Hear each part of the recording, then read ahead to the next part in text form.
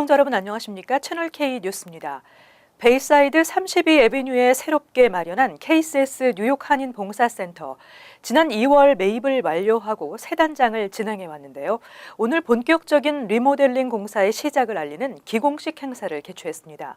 보도에 지한샘 기자입니다. 베이사이드 KCS 뉴욕 한인 봉사센터에 공식 리모델링을 알리는 첫 사업을 떴습니다.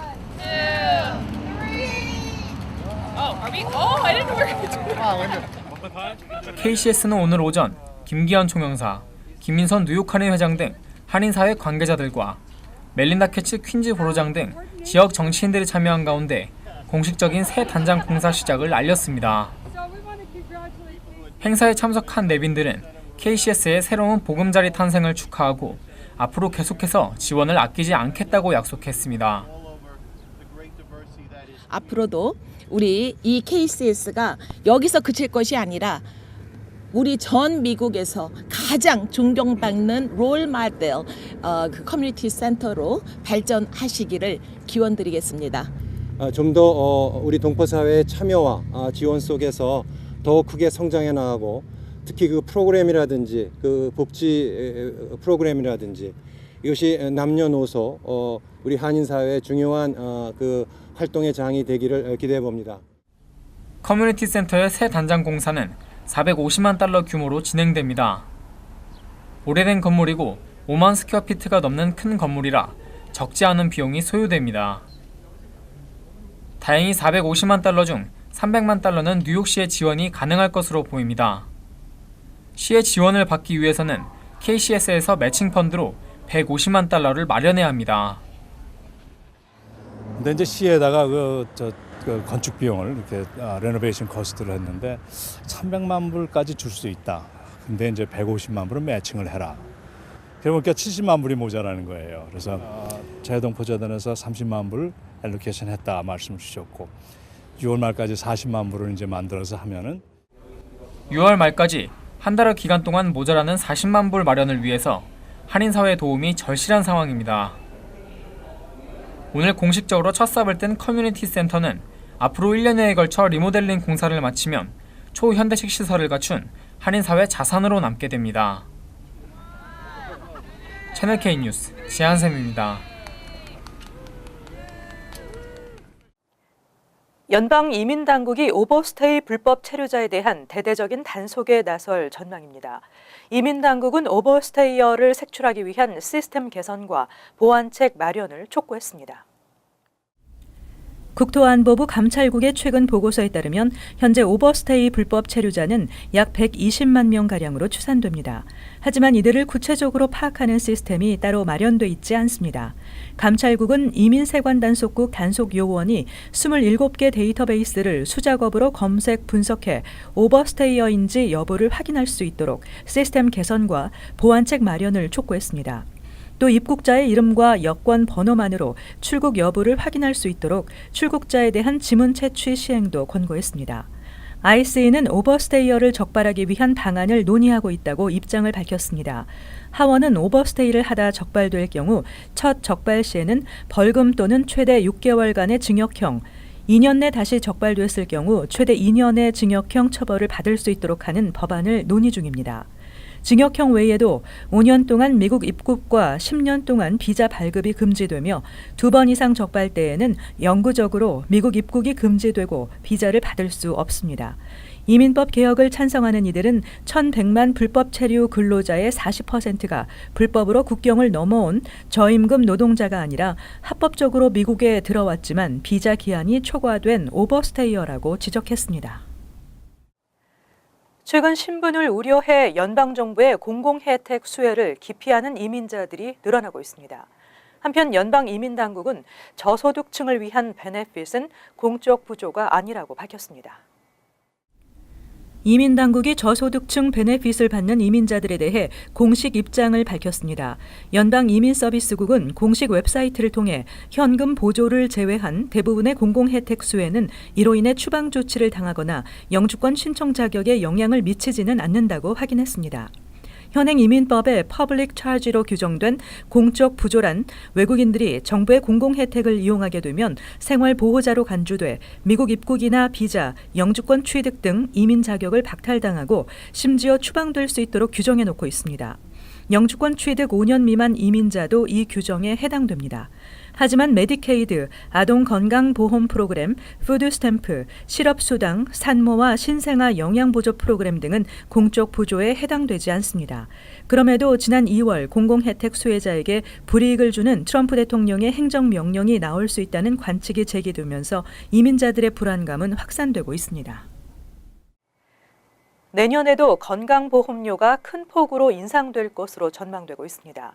이 같은 보험료 인상의 원인은 의료비용 인상, 지원금 축소, 오바마 케어 폐지 가능성 등이 지적되고 있습니다.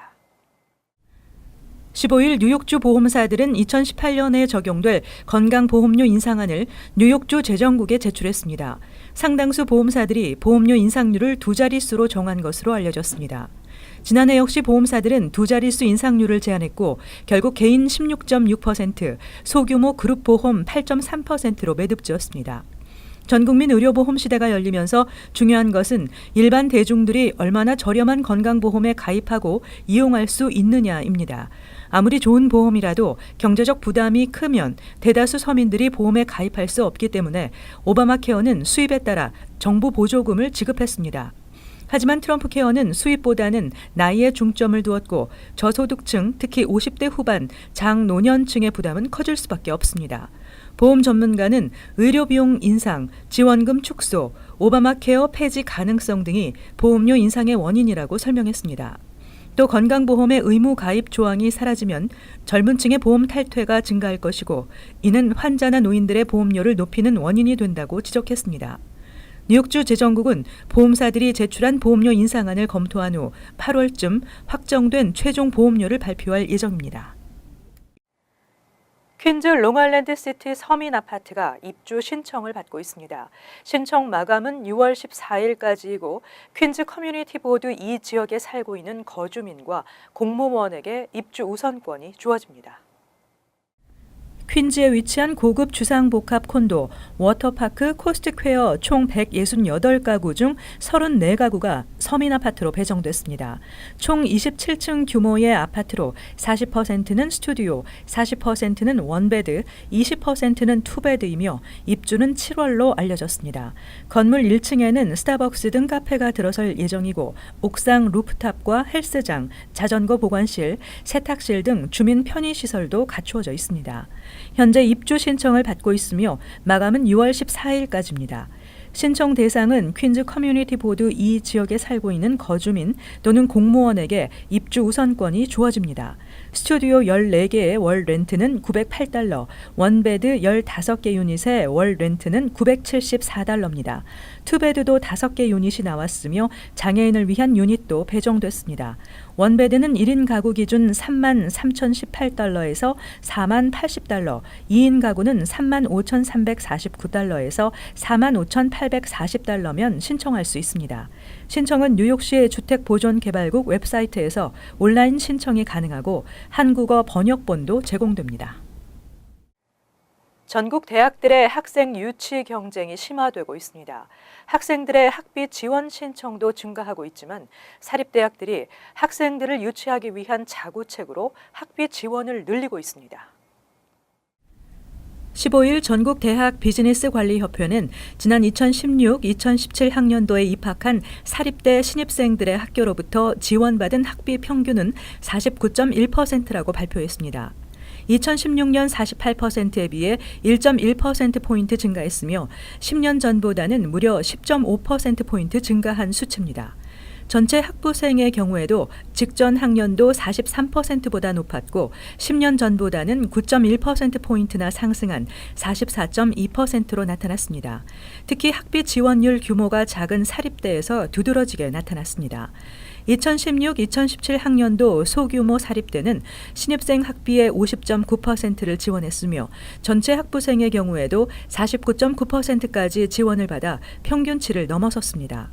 교육 전문가들은 사립대들이 학생들을 유치하기 위한 자구책으로 분석하면서 이러한 현상은 주립대와의 경쟁 속에서 계속될 수밖에 없을 것이라고 전망했습니다.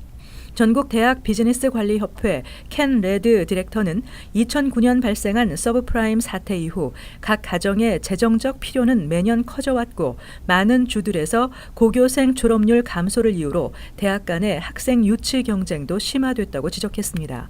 하지만 이로 인한 학교들의 재정난 징후가 우려되고 있습니다. 미국에서 임금 착취 사례가 많이 발생하고 있습니다. 뉴욕주에서 최저임금을 받는 노동자가 20% 정도인 것으로 나타났습니다. 이민자들의 신분 문제를 악용하고 있다는 지적입니다. 최근 경제정책연구소가 발표한 2013년에서 2015년 10개 주 최저임금 규정 실태 자료에 따르면 뉴욕주 전체 근로자의 약 5%가 당시 최저임금 $8.75를 받지 못한 것으로 나타났습니다. 또 최저임금을 받는 근로자의 비율은 19.4%로 전체 5명 중 1명꼴로 나타났습니다. 10개 주 가운데 최저임금을 못 받는 비율은 플로리다 24.9%, 오하이오 22.7%, 일리노이 22.1% 순이었습니다. 10개 주 전체로는 240만 명의 근로자들이 최저임금을 받지 못했습니다. 이를 금액으로 환산하면 연간 80억 달러이며 개인은 연평균 3,300달러를 착취당하고 있는 것으로 파악됐습니다. 뉴욕도 전국에서 세 번째로 최저임금법 규정 위반 등 임금 착취 사례가 많이 발생한 것으로 나타났습니다. 보고서는 뉴욕주의 상당수 업주들이 이민자들은 최저임금 이하를 받아도 항의나 신고하지 못한다는 사실을 알고 있기 때문에 이를 악용하는 사례가 많다고 지적했습니다. 노동부 조사관에 따르면 이민자들은 신분 유지에 대한 두려움 때문에 노동국에 신고를 꺼리고 있다며 노동 착취, 체불 임금 등에 대한 제보 신고는 신원이 보장되니 안심하라고 당부했습니다.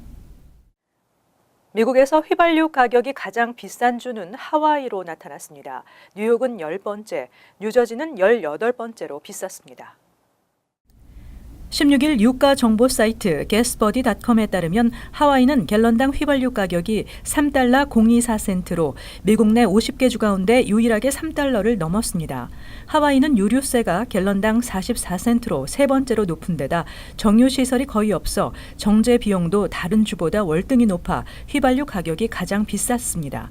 다음으로는 탄소세를 세게 붙이기로 유명한 캘리포니아주가 갤런당 $2.996센트로 2위를, 3위는 워싱턴주, 4위는 알래스카주가 차지했습니다.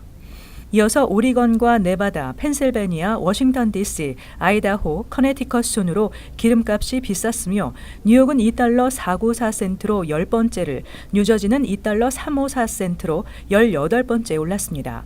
유류비가 가장 적게 드는 주는 사우스캐롤라이나로 갤런당 $2.002센트에 불과했으며 오클라호마와 미시시피, 엘라바마 등도 $2를 조금 넘긴 수준으로 나왔습니다. 유전이 많은 텍사스주는 갤런당 $2.151센트로 싼 편이지만 하위 10위권에는 들지 못했습니다. 뉴저지주에서 기호형 마리화나가 합법화될 것으로 보입니다.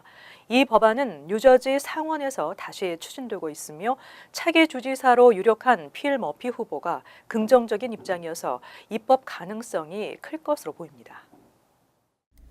뉴저지주 21세 이상의 성인들은 기호용 마리화나 최대 1온스까지 구입이 허용될 전망입니다. 15일 니콜라스 스쿠타리 의원이 발의한 법안에 따르면 전역에서 일고 있는 기호용 마리화나 합법화 움직임에 뉴저지주도 기호용 마리화나를 합법화해 불법 마약상으로부터 주민들을 지키고 주정부 세금 수입도 확보해야 한다고 강조했습니다. 다만 사적인 공간에서만 이용이 가능하며 공공장소에서 이용은 금지됩니다. 또한 기호용 마리화나 판매상에 대해 첫 해 7%를 시작으로 5년 동안 단계적으로 25%의 판매세를 부과하도록 한다는 내용도 포함했습니다. 뉴저지주 의회는 마리화나를 의료용뿐 아니라 기호용으로 매매, 이용할 수 있도록 합법화하는 방안을 수년 전부터 추진해왔으나 매번 무산돼 왔습니다. 크리스티 주지사는 기호용 마리화나 합법화에 대해 반대 입장을 고수하고 있습니다. 하지만 차기 뉴저지 주지사로 유력시되고 있는 민주당의 필 머피 후보가 기호용 마리화나 합법화 방안에 대해 긍정적인 입장을 보이고 있어 내년 상반기 중 입법 가능성이 점쳐지고 있습니다. 한편 기호용 마리화나 사용을 합법화한 주는 워싱턴과 콜로라도, 오리건 등 전국에서 8개 주입니다. 이어서 LA 지역 한인사회 소식입니다. 캘리포니아주가 저소득층에게 지원하는 방과 후 학습 프로그램이 연방정부의 지원 부족으로 심각한 재정 위기에 처해 있는 것으로 나타났습니다. 주류 언론에 따르면 LA시 방과 후 프로그램 운영단체 LA's 베스트 대표 에릭 거나는 방과 후 학습 프로그램의 지원금은 지난 10여 년 동안 변동 없이 고정적으로 책정됐다며 이는 현실을 고려하지 않은 예산 배정인 만큼 모든 관련 단체들이 재정 문제로 총체적인 운영난에 놓여 있다고 지적했습니다. 특히 건하 대표는 이번 재정 문제가 해결되지 않는다면 모든 관련 프로그램은 사라질 것이라고 강조했습니다. 이와 함께 앞서 트럼프 행정부는 연방정부에서 운영하는 21세기 지역사회 방과 후 학습센터에 배당된 1억 3,200만 달러 상당의 지원을 중단할 예정이라고 밝힌 바 있어 방과 후 프로그램 재정 위기가 더욱 악화될 것이라는 우려의 목소리도 높아지고 있습니다.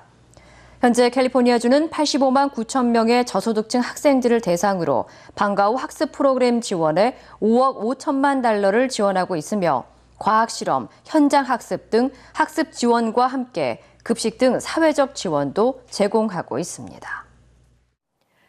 LA 지역의 억만장자 순위가 공개돼 이목이 집중되고 있습니다. 경제 전문지 LA 비즈니스 저널이 오늘 공개한 58명의 LA 억만장자 순위에 따르면 유방암 치료제 아브락산 개발자이자 UCLA 의과대학 교수 패트릭 순쇼가 순자산 180억 달러로 9년 연속 LA 최고 부자로 선정됐습니다. 이어 전기자동차 테슬라와 민간 우주 개발업체 스페이스X 대표 앨런 머스크는 순자산 142억 달러를 기록해 순시오 교수에 이어 부자 순위 2위를 차지했습니다. 특히 이번 억만장자 순위에서는 한국과 중국계 미국인들도 상당수 포함된 것으로 알려졌습니다. 한편 팝스타 제이지, 비욘세 부부와 부동산 투자 개발자 제프리 파머, 게임 개발업체 액티비전 블리자드 바비 코틱 대표가 올해 처음으로 LA 억만장자에 등극했습니다. 이어서 간추린 소식입니다. 지난 12일 57세 데니얼 류 소장이 태평양 사령부 산하 통합특수전 사령부 사령관에 임명됐습니다. 장성으로 통합특수전 사령부 사령관으로 취임한 경우는 유 소장이 처음입니다. 브라이언 펜턴 육군 소장이 태평양 사령부 부사령관으로 진급하면서 공석이 된 자리를 물려받게 된 것입니다. 이날 취임식에서 유 소장은 아메리칸 드림을 이룬 전형으로 소개됐습니다. 15일 뉴욕시 프리랜서 권익보호 조례안이 본격 발효됐습니다. 앞으로 $800 이상의 보수를 받는 프리랜서는 고용주로부터 120일 내 서면으로 된 계약서를 받아야 하고 고용주는 계약서에 명시된 계약 만료일이나 그 이전까지 보수를 지급해야 합니다. 위반하는 고용주는 최고 $25,000의 벌금을 물게 됩니다. 프리랜서들은 보수 미지급 등 부당한 대우를 받았을 때 시 소비자보호국에 불만 사항을 접수할 수도 있습니다. 어제 오후 뉴저지 버겐 카운티 칼스타드 공업지구에 소형 비행기가 추락했습니다. 비행기는 7인승 리어제트 35기종으로 필라델피아 공항에서 출발해 이날 오후 3시 30분쯤 티터보로 공항에 착륙을 시도하다 칼스타드 보로 공공사업국 건물과 충돌하면서 추락했습니다. 인근 건물과 주차해놓은 차량들이 화재 피해를 입었으며 조종사 2명이 사망했습니다. 6월 3일 제5회 퀸즈 먹자골목 다문화 축제가 오전 10시부터 오후 6시까지 플러싱 41 애비뉴와 149 스트리트 교차로에서 열립니다. 퀸즈 한인회와 머레이힐 먹자골목 상인 번영회가 주최하는 이날 행사는 먹자골목을 다른 인종에게 알리고 그동안 쌓아올린 동포사회 경제, 사회, 문화적 역량을 바탕으로 다른 민족들과의 교류를 확대하며 먹자골목을 뉴욕을 대표하는 한식의 명소로 만들고자 하는 취지입니다. 다음은 환율과 증권 소식입니다.